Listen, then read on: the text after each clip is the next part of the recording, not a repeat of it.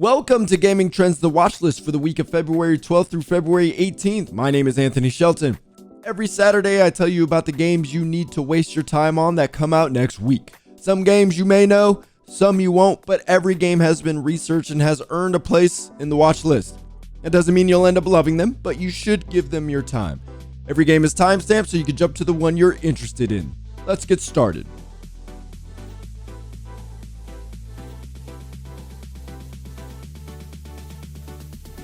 Last week was the most embarrassing week in video games so far, but this will be my most embarrassing choice because Romcom is not my thing at all, and I don't do FMV games, but I have obligated myself to giving games a chance, and dang it, somehow 10 Dates won me over.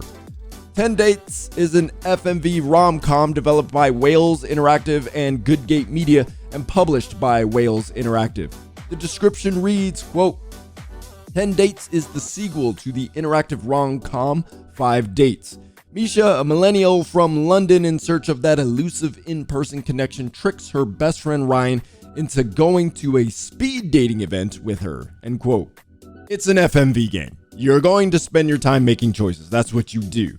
What you're looking out for is good acting, a good premise. I can't say the premise is anything special. It's a rom-com, it's cheesy, but the acting is good. They sell it. What I'm most impressed with is how seamlessly you make a decision and the correct scene pops up to keep making it feel natural. Kudos to the directors and the camera folk who helped sell it. And Wales Interactive has been doing this for a long time. This is what they do, and it shows. When a developer excels, it's because they're comfortable. That can lead to worse work, I understand that, but Wales Interactive loves this stuff. You can sense the passion. I'm not a fan of FMV, but when something is good, it's good. If you're watching this, I imagine you're open-minded. I was pleasantly surprised. I think this will be worth your time. Give it a shot. 10 Dates is launching on PC, PlayStation, Xbox, and mobile. Next on the list isn't a romantic game, but it fits the idea of partnership Valentine's Day has. Blanc is a co-op adventure game developed by Casus Ludi and published by Gearbox Publishing. The description reads, quote, Blanc is an artistic cooperative adventure that follows the journey of a wolf cub and a fawn stranded in a vast, snowy wilderness. They must come together in an unlikely partnership to find their families, end quote. The art style stands out. Black and white, very minimalistic, beautiful animation that portrays the emotions Casus Ludi wants to convey. But the most endearing element is, obviously, the dynamic between cub and fawn. Two young, innocent animals that instinctively know they are not meant to coexist except within the food chain. So while I'm interested in the gameplay dynamic, I am interested in how Casus Ludi makes this duo pay off. What happens when they find their families, right? That's fascinating. So I'm hoping there are some very clever puzzles that utilize and highlight their differences more than just what we see in the trailer. The fawn can jump to high places and the cub can navigate to smaller areas. I couldn't tell you what I expect to see because I haven't studied animal behaviors, but I hope we see some natural behaviors, perhaps some conflict between the two inserted into the gameplay. There's a lot of places this game could go, and I hope Casus Ludi gets to show us those places. My only concern is that Casus Ludi seems to be quite a scientific thinking developer. Based on their translated website, they're experimental, they're heady. Nothing wrong with that, and we see wonderful art, so I'm not saying they're not artistic, but does their method of thinking translate into good gameplay? I anticipate a well thought out story, but we're playing a game that's designed to be a game, not an FMV like 10 Dates. The gameplay has to be there. But based on what I'm seeing, I think it's worth giving them the benefit of the doubt.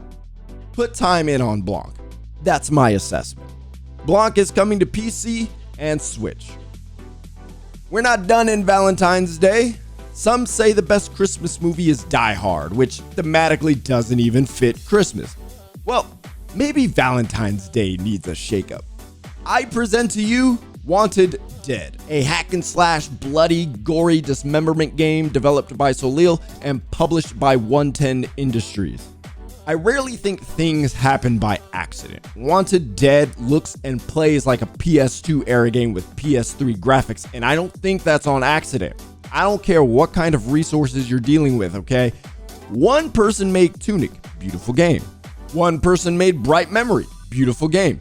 And here comes Wanted Dead, and it doesn't look beautiful. Their 2022 release Valkyrie Elysium looks much better.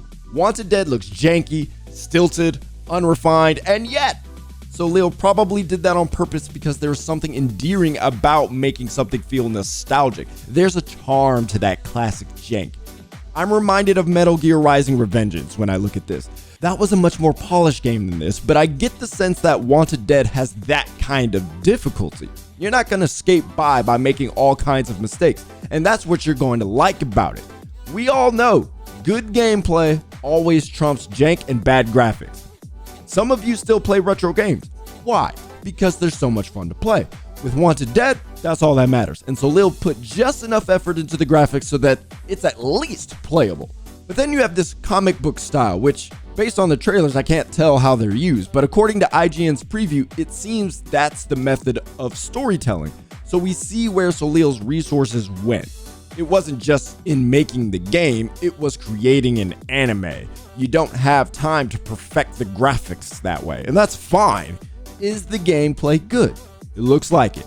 I have concerns, and my biggest is the combat.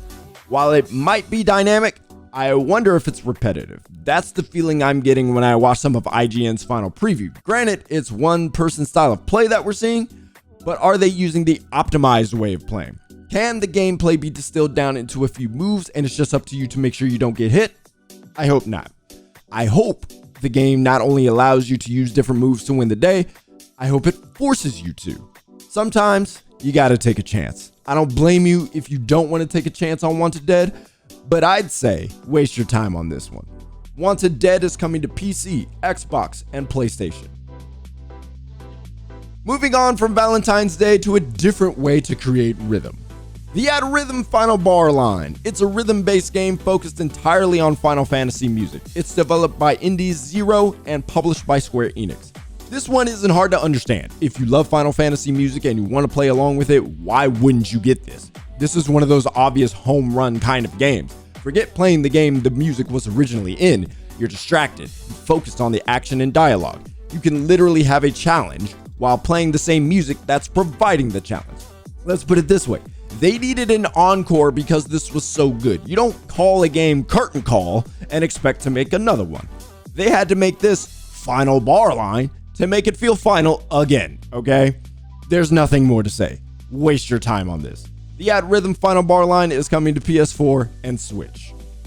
Alright, we got some competition in the Monster Hunter space with Wild Hearts. It's an action-based hunting game in the same vein as Monster Hunter. It's developed by Koei Tecmo Games and published by EA under the EA Originals label. This looks like the competition Monster Hunter needs. I'm not suggesting Monster Hunter is losing its touch or becoming like many other games that take advantage of you, but Wild Hearts looks like it won't let Monster Hunter become complacent. It has an ingenious gadget building system that takes monster fights from slashing and dashing to creative. Real hunting takes a variety of tools that can make your job easier or more fun, and Wild Hearts has applied that concept to its hunting. Then I look at the pace. Monster Hunter makes you wield everything so slowly. Wild Hearts says, nah, let's move a little faster, have some cool movements, and let us use characters that feel like they can actually use the weapons they've been training with for years.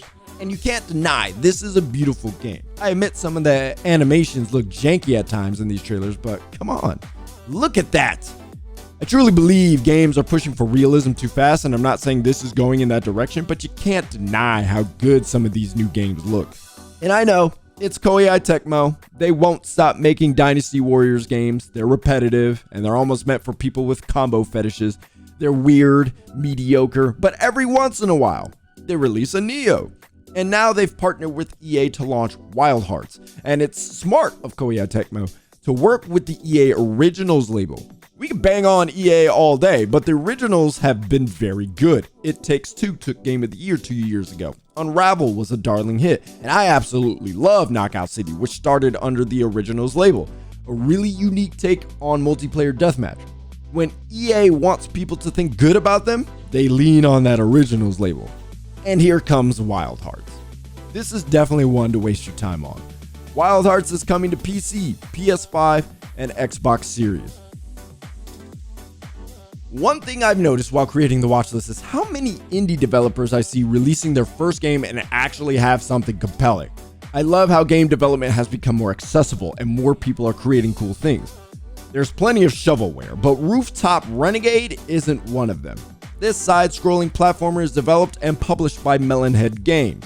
Sometimes you need something soothing, easy to play, hard to master, but doesn't require a ton of thought. That's Rooftop Renegade.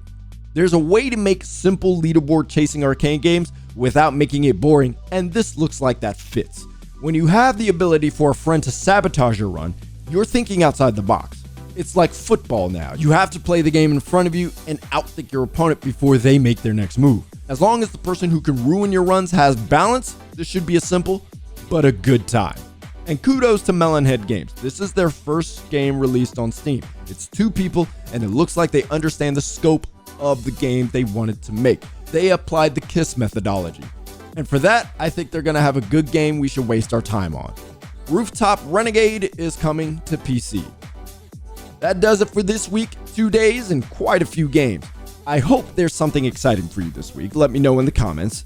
Any other games you'd recommend? Also, let me know. You know where to comment. Tap whatever thumb you like, but more importantly, subscribe and tap that bell icon so you won't miss the next video dropping next Saturday. I'll talk to you next week.